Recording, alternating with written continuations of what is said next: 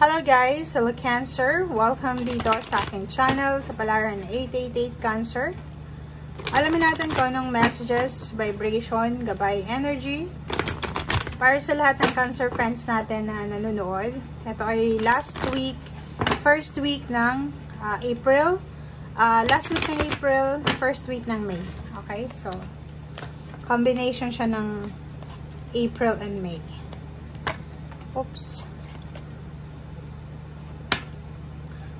Okay.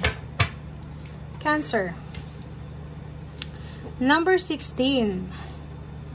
Ang nakikita ko sa'yo dito, may iniisip ka sa linggong ito. Nag-iisip ka. It's either nag-iisip ka sa iyong karelasyon, nag-iisip ka sa iyong pamilya, or may iniisip kang isang tao na malapit sa'yo. Ang nakikita natin dito, Cancer, is posibleng kapamilya to. Like, siguro gusto mong makibalita sa kanya or gusto mong malaman kung anong nangyayari sa kanya.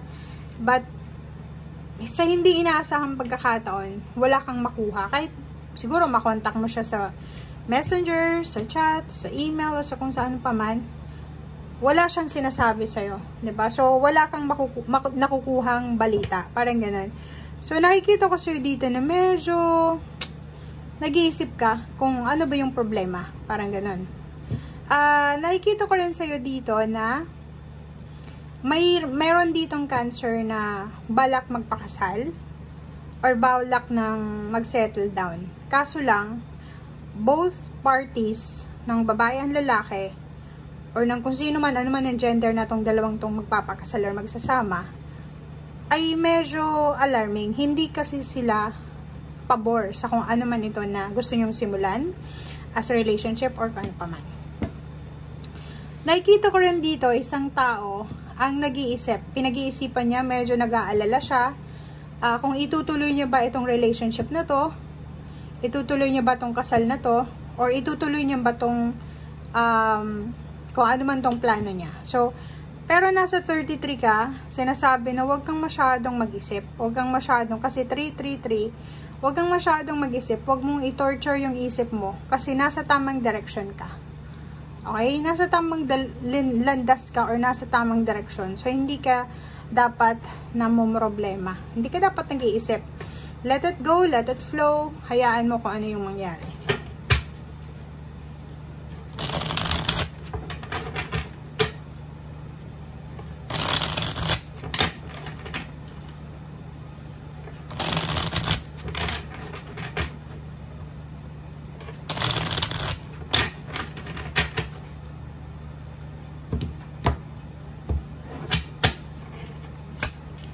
Okay, 3 of air. Oh, 'di ba?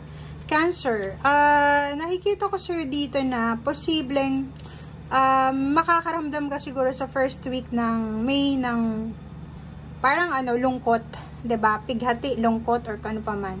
Kasi confused ka. Like for example, 'di ba? If ever lang na may gusto kang malaman sa isang tao and then wala kang nakukuha. Kahit anong pilit mo, wala kang nakukuhang information.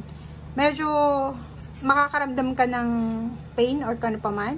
But ang nakikita ko sir dito, na siguro may isang tao na galit sa'yo, or may isang tao na may sama ng loob sa'yo, na siguro may nagawa kang hindi maganda sa kanya, na hindi ka aware. Kasi gano'n naman talaga ang tao, diba?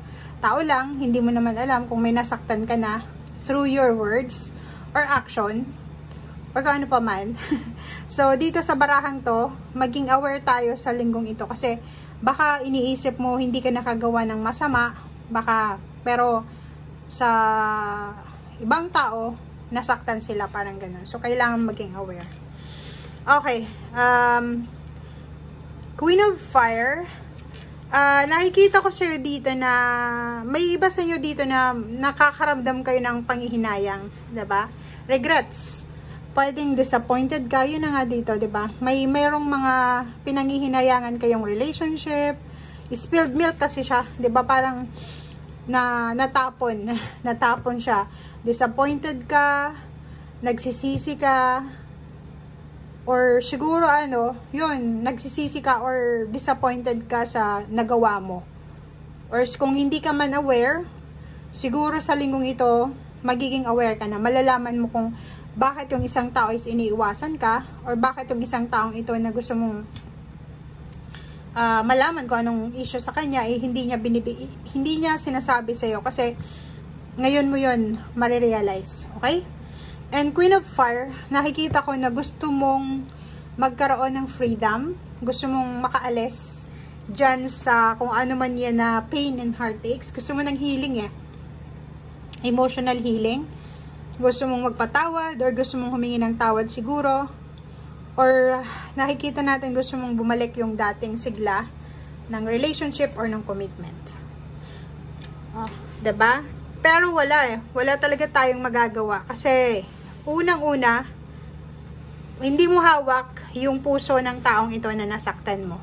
Hindi mo hawak It's either may nasabi ka, sa panahon kasi ngayon, hindi tayo aware sa social media, sa mga chat call, or email, o video call. May mga chismis, may mga pag-uusap na posibleng nasabi ka, na pwedeng nakasira, nakasakit sa ibang tao. So, confused ka. Parang nakikita ko sa ngayon na confused ka kung ano ba ang nangyayari sa paligid mo. Regrets din, Five of Cups, double regrets. Sobra-sobra yung panghihinayang mo dito. 'Di ba? Sobra-sobra yung panghihinayang na nararamdaman mo, or nanghihinayang ka siguro dahil sa maling nagawa mo or hindi mo ginawa. Parang ganun. So, comment down below. Kasi nakikita ko sir dito na wala nang magagawa yung pagsisisi mo na yan. Wala nang magagawa yung disappointment mo. Yan na yan, ang confusion. Kasi wala nangyari na. Okay? It's either trabaho yan, it's either relationship. Nakikita natin na nanghihinayang ka siguro sa nawalang pera, or nanghihinayang ka dahil sa naghintay ka pero nauwi lang sa wala. Parang ganun. So, yun. Kung makikita mo dito, sinasabi ng Seven of Pentacles na pera siya. Pwedeng naghihintay ka ng pera, naghihintay ka ng sagot sa taong gusto mong utangan, pero wala. Naghihintay ka lang sa wala. Trabaho ganun din. Pwedeng nanghihinayang ka ngayon kasi wala kang trabaho. Nanghihinayang ka dahil sa nasira mo yung tiwala, parang gano'n. So, ikaw lang yung makakapagsabi niyan. Okay?